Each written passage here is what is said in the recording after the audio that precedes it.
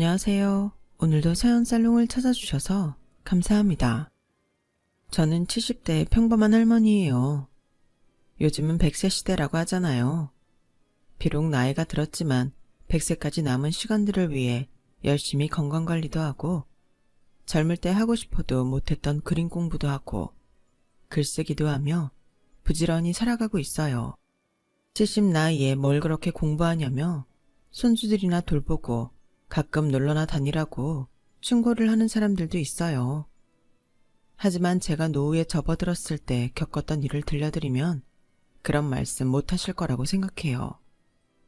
이건 남편에 관한 것도 시어머니에 관한 것도 아니고 제 자식들과 있었던 일이에요.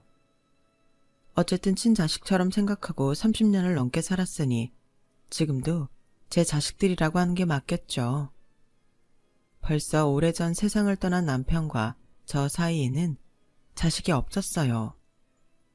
남편도 저도 문제는 없다고 했는데 아무리 기다려도 아이가 생기지를 않았죠. 우리 너무 아이 갖는 거 연연하지 말고 둘이서 알콩달콩 재밌게 살자. 그러다 보면 언젠가는 우리 부부한테도 귀한 아이가 올 수도 있잖아. 라며 아이를 기다리느라 마음도 상하고 몸도 상해가는 저에게 남편은 위로의 말을 했었죠. 시댁에서도 저희한테 아이가 안 생긴다고 뭐라고 하지 않았어요. 시어머니는 애꿎은 시집살이는 안 시키는 분이었고요. 좋은 분들이다 보니 제가 더 죄송했고 얼른 손주를 안겨드렸으면 좋겠다고 바랐지만 어쩐 일인지 저에게는 제 핏줄을 가진 아이가 허락되지 않았답니다.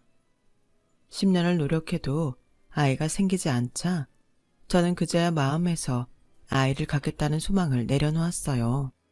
당신 말대로 그냥 우리끼리 오순도순 살아야 되려나 봐. 솔직히 아주 포기했다고는 못하는데 그래도 꼭 아이를 가져야 된다는 그런 마음은 내려놓게 되네. 당신이 꼭 아이가 갖고 싶다면 입양이라는 방법도 있으니까 우리 차차 생각해보자. 남편이 그렇게 말한 게 마치 예언이라도 된 것처럼 반년쯤 지나서 남편의 형인 아주버님 댁에 사고가 생겼어요. 남편은 삼형제 중 둘째였고 위로 형하고 아래로 여동생이 있었어요. 부부 모임에서 해외로 여행을 갔던 아주버님과 형님은 공항에서 돌아오는 길에 추월하던 차와 충돌했고 병원으로 옮겨져 얼마 안 돼 돌아가시고 말았죠. 정말 온 집안이 난리도 아니었어요.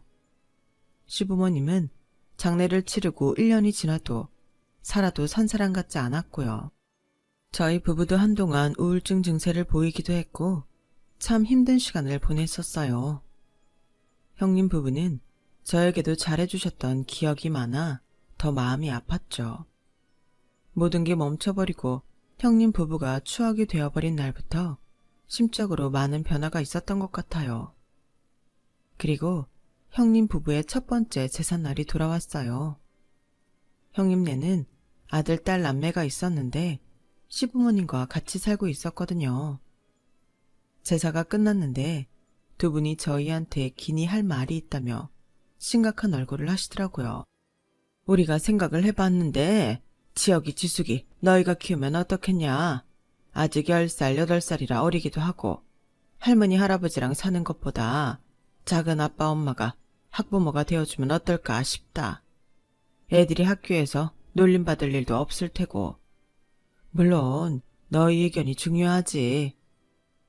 시부모님은 아이들이 학교에서 할머니, 할아버지랑 산다고 놀림당하고 부모 없다며 딸 놀림당한 이야기를 해주시더라고요. 어찌나 애들이 안 됐던지 마음이 참 짠하더라고요.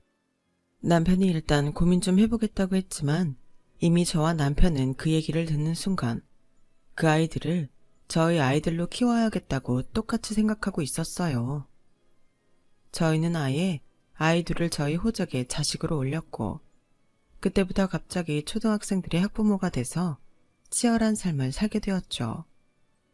어릴 때에는 저희 말을 잘 듣던 애들이 사춘기가 되자 반항도 하고 말도 안 듣고 학교를 빠진 적도 있어서 정말 적잖이 속도 썩어봤네요. 그래도 저와 남편은 이러라고 하늘이 우리한테 아이를 안 주셨나 보다 하며 그 아이들을 늘 친자식으로 여기며 뭐든 최선을 다해서 해주려고 했어요. 그러다가 아이들 고등학교 때 남편이 먼저 세상을 떠났어요. 몇 년 전부터 심장이 좀 안 좋다는 진단을 받았지만 남편은 크게 걱정할 거 없다며 개의치 않았거든요. 그런데 어느 날 갑자기 쓰러지더니 결국 다시는 일어나지 못하더군요. 아이 둘 다 고등학생이라 신경 쓸 일도 많았기에 저는 슬퍼하지도 못하고 애들을 챙기느라 정신없이 살았네요. 남편은 일반 회사를 다녔지만 시부모님이 좀 크게 한식집을 해서 제가 그때 분점을 받아서 운영하고 있을 때였거든요. 식당 일 챙기라 아이들 뒷바라지 하랴 3년이란 시간이 어떻게 갔는지 모를 정도로 너무 바쁘게 살았죠. 그렇게 키워놓으니 대학 졸업하고 각자 살 길 찾아 가는데 제 마음이 다 뿌듯했어요.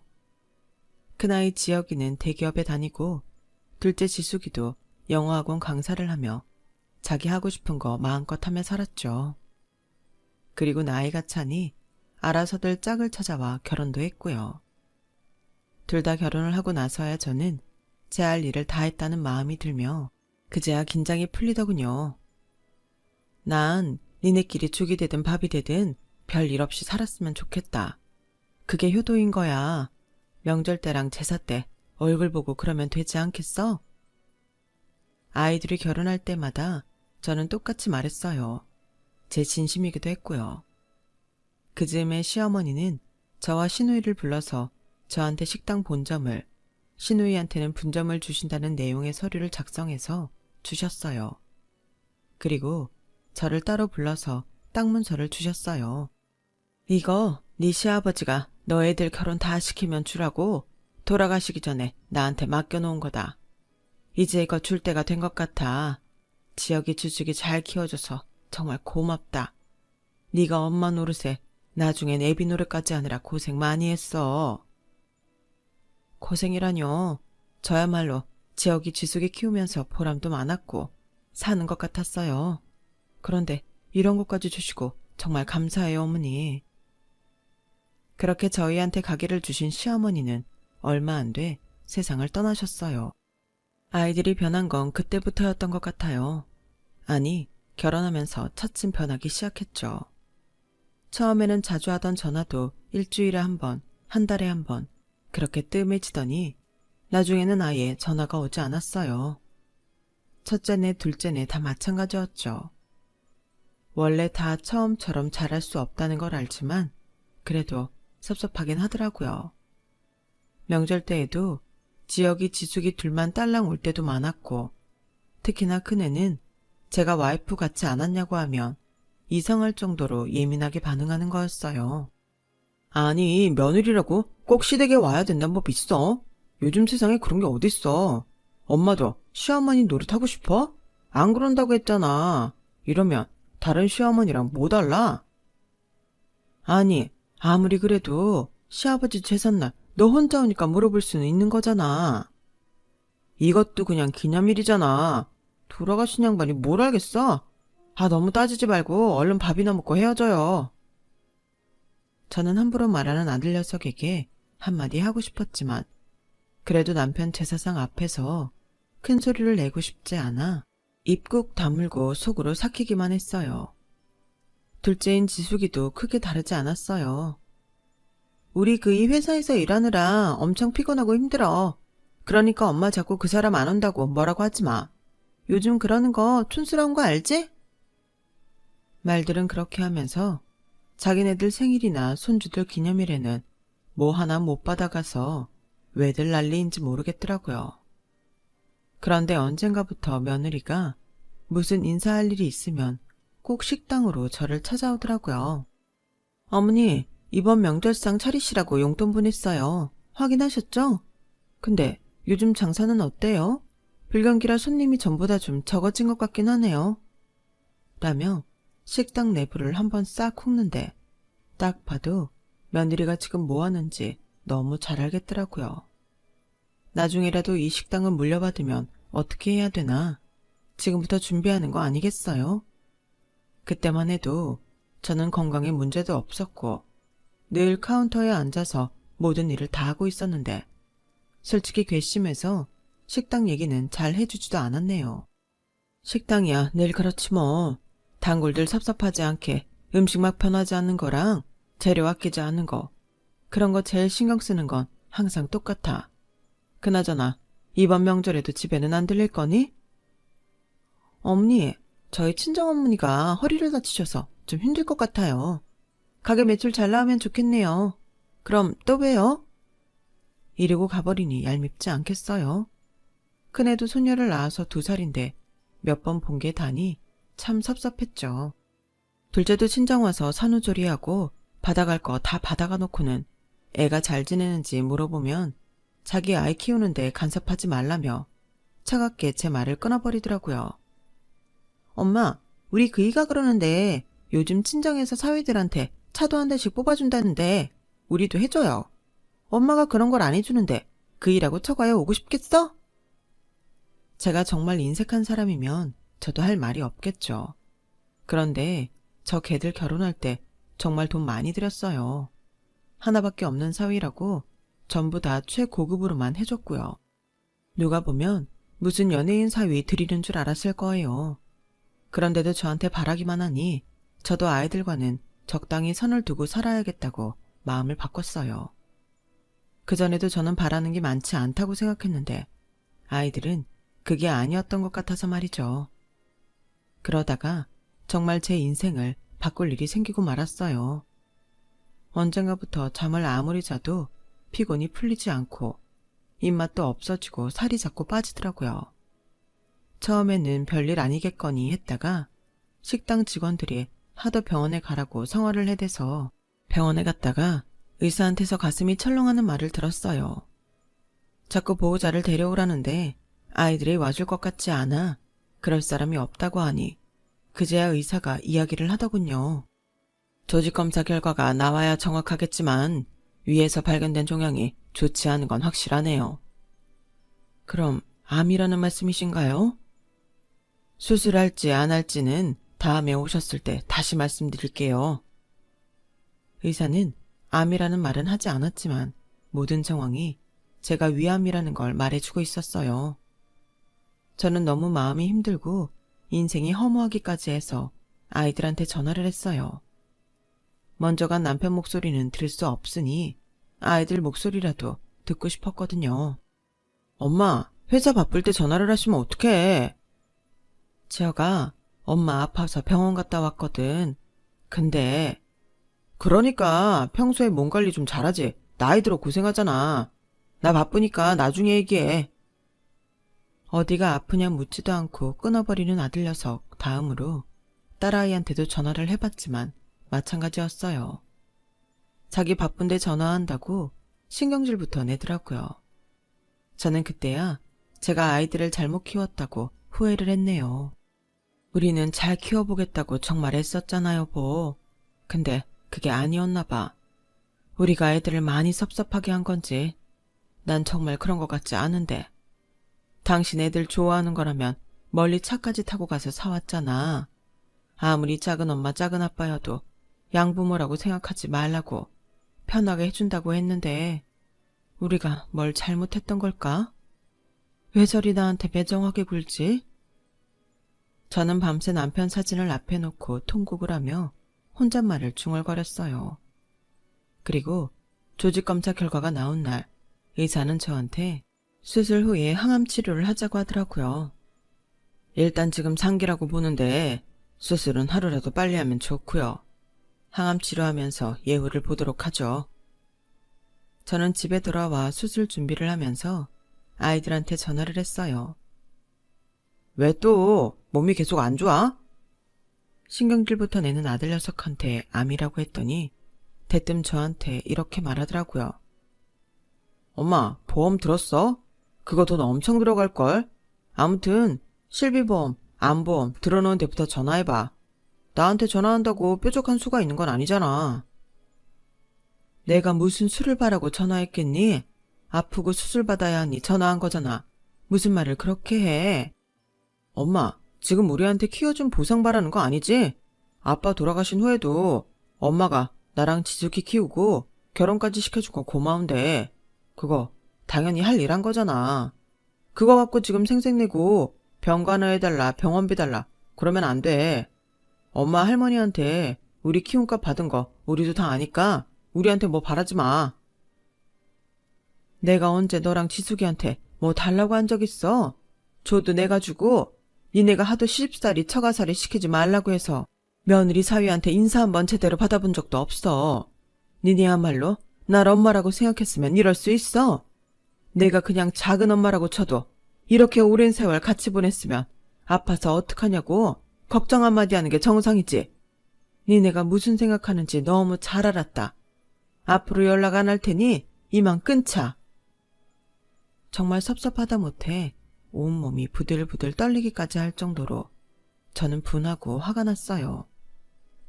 애들 아빠가 이런 꼴을 안 보고 먼저 가길 잘했다는 마음이 들 정도였죠. 딸아이한테는 전화도 하지 않고 수술 전날 저는 직원들의 걱정 어린 응원을 받으며 병원에 갔어요. 그런데 의외로 딸애가 거기 와 있더라고요. 내가 이번 수속 다 도와줄게. 아픈 사람이 혼자 뭘 어떻게 하라고 그래. 옷이랑 다 챙겨갔지? 저를 생각해주는 말인 것 같은데도 아들한테 들었던 말에 충격이 너무 커서였는지 어째 고맙다는 생각이 들지 않았어요. 아니나 다를까 제가 입원실에 들어가 침대에 눕자 딸은 바로 자기 속내를 드러내더군요. 엄마, 위암 상기라며. 뭐 요새는 약도 좋고 수술도 잘해서 오래 사는 사람들도 많다고는 하지만 엄마는 나이도 있고 아주 건강한 편도 아니잖아. 그러니까 가게부터 먼저 정리하면 어때? 우리 그 일랑 알아봤는데 그런 재산 처리는 미리미리 해두는 게 좋다더라. 나 아직 수술도 안 받았다. 네 말 맞다나 요새 약도 좋고 수술도 잘하는데 왜 가게를 정리해? 엄마, 항암치료 받는 거 힘들대. 근데 가게에 나가서 일할 수 있겠어? 신경 쓰지 않는 게 회복의 최고인데 가게 나가면 또 스트레스 받잖아. 우리가 다 알아서 할 테니까 엄마 가게 우리한테 맡겨. 아니 됐어. 내가 알아서 할 테니까 네가 신경 쓸 거 없다. 우리 서로 그런 도움 안 받기로 한 거 아니었어? 나 너네 키워준 생색내고 싶지 않으니까 너도 그만 가봐. 정말 눈에 콩깍지 다 떼고 보니 어찌나 속이 훤히 들여다보이던지 생판 모르는 남이 더 낫겠다는 생각을 그날 처음 해봤네요. 저한테 금전적인 도움을 주는 거 바라지도 않았어요. 진심으로 괜찮냐는 말, 아파서 어떡하냐는 말 듣고 싶었던 게 저한테는 그렇게 사치였을까 싶고 서운한 마음은 수술실에 들어갈 때에도 없어지지 않더라고요. 하지만 딸아이는 제가 태어나는 날에 와서도 제 성질을 돋았어요. 엄마, 고집부리지 말고 이참에 정리하자. 엄마 죽어도 나나 오빠는 식당에 대해 아는 것도 없고 운영할 생각도 없어. 어차피 나중에 우리 줄 건데 미리 준다고 뭐가 달라져? 엄마 예금해놓은 것도 그렇고 병원비 미리 빼놓고 나머지 우리가 관리하면. 너 내가 이제 막 태어나는데 그런 얘기를 하니? 지금 나 얼른 죽으라고 제사라도 지내는 거야? 이러려고 내 입원 수속 해줬으면 그거 일당 내가 줄 테니까 당장 돌아가. 나 어떻게든 다시 건강해져서 죽기 직전까지 그 식당 하다가 죽을 거니까 그런 줄 알아. 나 너네한테 질렸어. 아주 질릴 대로 질렸다고. 그러니 제발 그냥 돌아가. 제가 전과 다르게 소리를 지르자 딸은 놀랐는지 흠칫거리더군요. 아, 정말 왜 이렇게 고집을 부리실까? 나는 엄마 생각해서 한 소린데 왜 자꾸 왜곡해서 들어? 왜곡이고 뭐고 아무리 정이 없어도 그게 암 수술 받고 태어나는 사람한테 할 말은 아니지. 어차피 물려줄 거 미리 가게 정리해서 돈 달라니? 예금까지 정리해서 달라고 누가 그런 말을 해? 그것도 너 뼈 빠지게 키워준 사람한테? 제가 병원 복도가 떠나가라 소리를 지르니 주변에 있던 사람들이 딸애를 힐끔거리며 쳐다보더라고요. 저라고 그런 망신 당하고 싶었겠어요? 내가 잘못 키워 그런 건데 그걸 동네방네 떠들고 싶지 않았죠. 그런데 말하는 게 어찌나 사람 화를 폭발하게 만드는지 한바탕 질러대고 나니 속은 후련하더라고요. 따라 있는 사람들 눈치가 보였는지 제가 입원시킨 일당으로 챙겨주는 30만 원을 손에 쥐자마자 얼른 자리를 뜨더라고요. 지들도 살림하고 애들 키우느라 힘들겠죠. 그걸 제가 모르는 건 아니에요. 하지만 경우라는 게 있는 거잖아요. 아이들한테 질릴 대로 질린 저는 어떻게든 살아남겠다고 굳게 결심하고 이전과는 다르게 독한 마음을 먹었어요. 항암 치료라는 게 정말 힘들긴 했지만 산이나 바다도 자주 다녔고 음식도 전부 건강식단으로 바꿔서 먹었어요. 하루에 30분은 무조건 걸었고요. 식당 일은 제 바로 밑에 있는 매니저한테 일단 모든 걸 맡겼어요.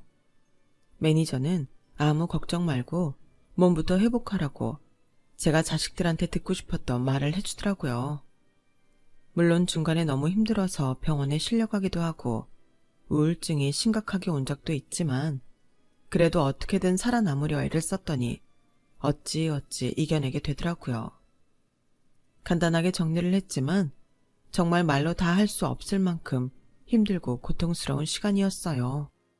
저는 그때 식당에 아픈 분들도 오셔서 식사할 수 있게 자연식 식단을 만들자고 제안했고 매니저와 회계를 봐주는 회사에서는 지금 식당 상황에서는 어렵다고 했지만 제가 강하게 밀고 나갔어요. 아프고 나니 아픈 사람 심정을 알게 됐다고 할까요? 그리고 건강한 사람들도 더 좋은 음식을 먹으면 건강을 잘 유지할 수 있을 거라는 생각도 했죠. 그렇게 저희는 건강식 메뉴를 첨가했고 기존 메뉴들도 조금씩 건강식처럼 바꾸기로 했어요. 당장은 좀 손해를 볼 수 있겠지만 꼭 필요하다고 생각했거든요. 그래도 식당을 매일 나가는 건 아직 저한테 힘든 일이었기에 일주일에 한 번씩 나가다가 점점 상태가 좋아지면서 사흘에 한 번 나가서 카운터도 보고 돌아가는 상황도 점검했어요. 그러던 어느 날 제가 병원에 다녀오는데 집 앞에 며느리가 손자를 데리고 와 있더라고요. 너는 오면 온다고 말을 하지. 아님 어디 지나가다 들린 거야? 네, 오늘 준수 어린이집 행사 있어서 빨리 끝났는데 자꾸 할머니 보고 싶다고 하지 뭐예요. 준수야, 그렇지? 어색한 며느리 표정과 아무것도 모르는 손자 얼굴을 보고 저는 단박에 거짓말인 걸 눈치챘어요. 어쨌든 집까지 왔는데 그냥 돌려보낼 수는 없어서 집에 들여서 손자 녀석 좋아하는 과일도 깎아주고 며느리랑도 차 한잔을 했죠. 며느리는 곧 자기 용건을 꺼내더라고요. 어머니, 힘드시면 간병인 쓰세요.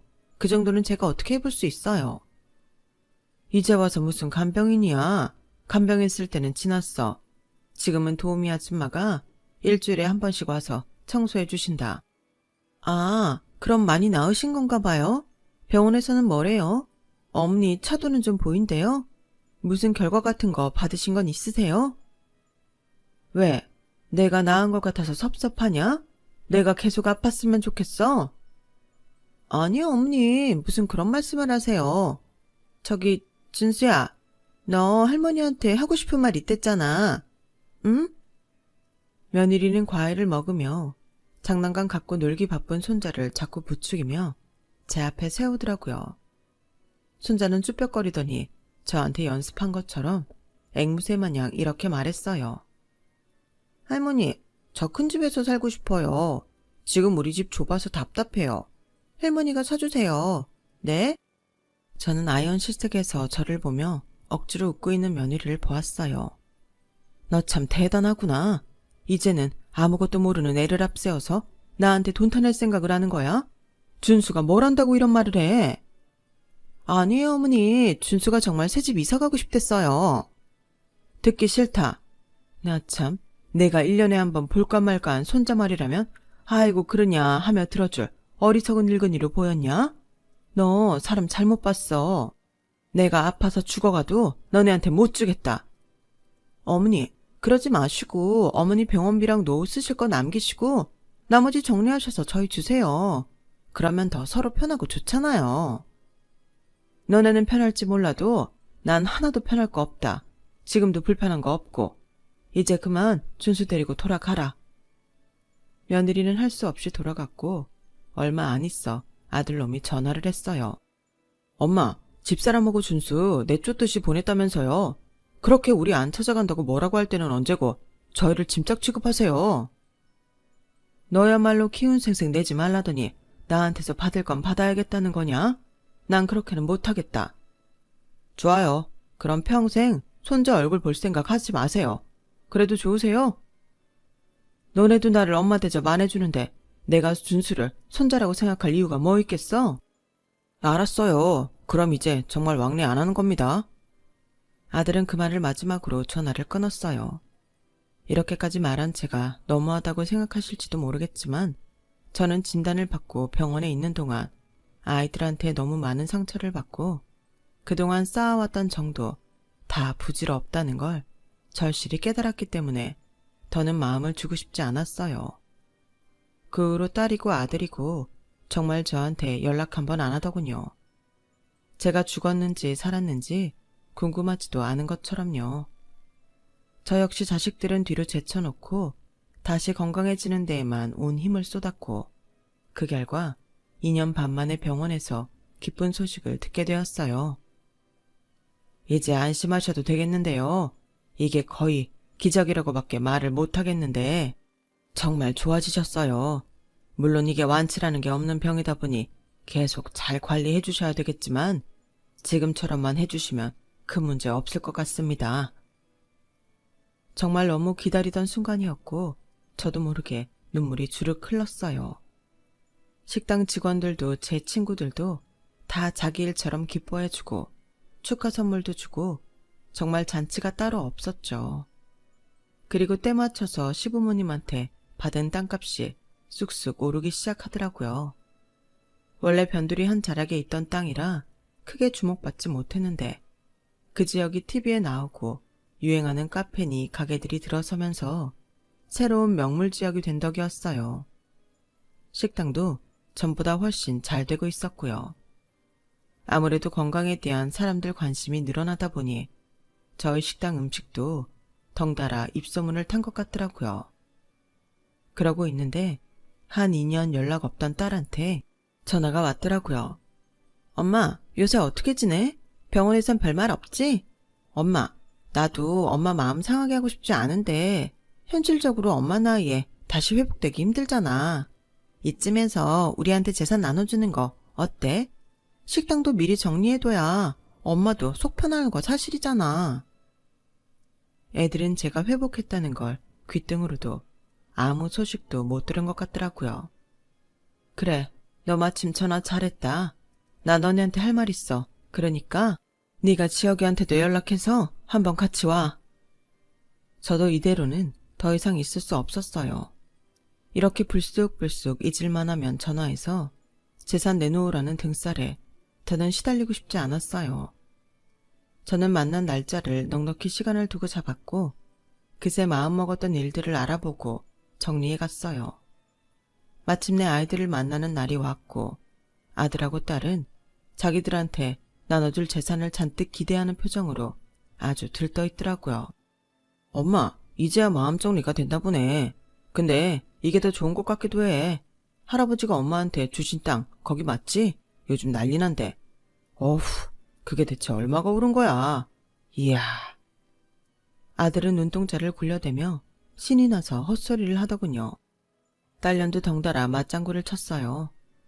엄마가 성견지명이 있었나 봐. 이렇게 땅값 오르고 우리 나눠주려고 기다렸던 거야? 그러면 말을 하지. 누가 너네한테 내 땅 준다고 했어? 얘들 좀 봐. 나 너네 파양할 거야. 제 말에 아이들은 눈이 휘둥그레져서 서로를 보더군요. 엄마, 그게 무슨 말도 안 되는 소리야. 무슨 파양이야. 지금 우리 나이가 몇인데. 그게 해도 된다더라. 내가 변호사 선임해서 다 준비했어. 너네한테는 그 이야기 하려고 부른 거고 니들이 나한테 어떻게 했는지 증언해주겠다는 사람들이 줄을 섰어. 아픈 엄마 찾아와서 얼른 재산 넘기라고 하는 거 들은 식당 직원들도 수두룩하고 니네가 아픈 나 한 번도 들여다보지 않았다는 거 내 친구들도 다 알아. 다 나 위해서 증언해준다고 했어. 내가 니들을 얼마나 정성으로 키웠는지 알기 때문에 내 친구들이 나보다 더 분노해. 그러니까 니네도 재판 준비하라고 그 말 하려고 부른 거야. 니네 나보고 키워준 생색내지 말라며? 그러면서 나 아프다고 한 다음부터 계속 재산 타령했잖아. 그게 말이 앞뒤가 맞는다고 생각하니?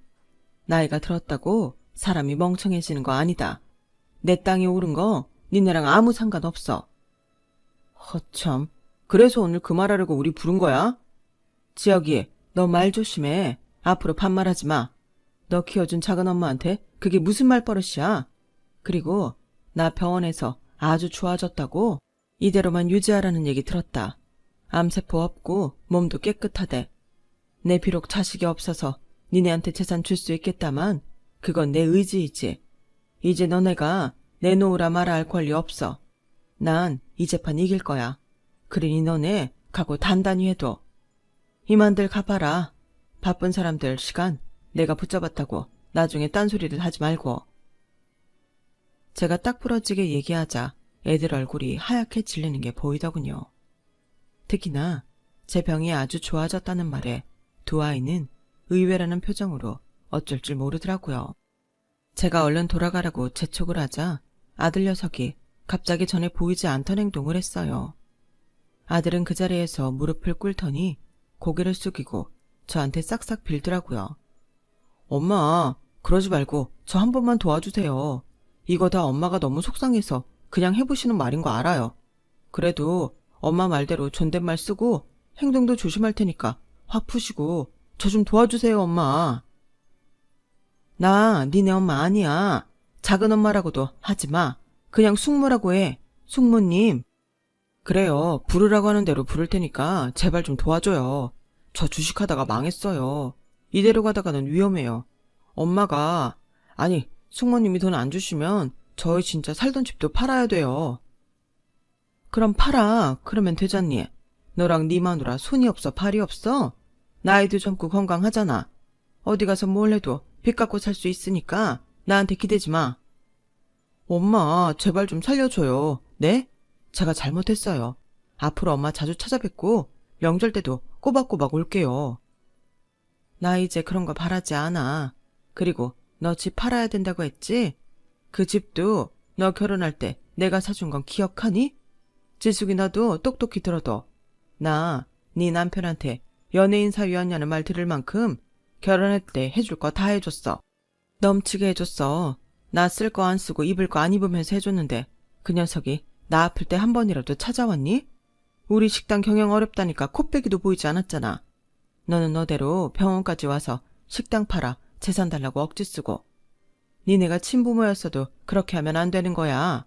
한때는 니네를 정말 친자식이라고 여긴 적도 있지만 이젠 아니야.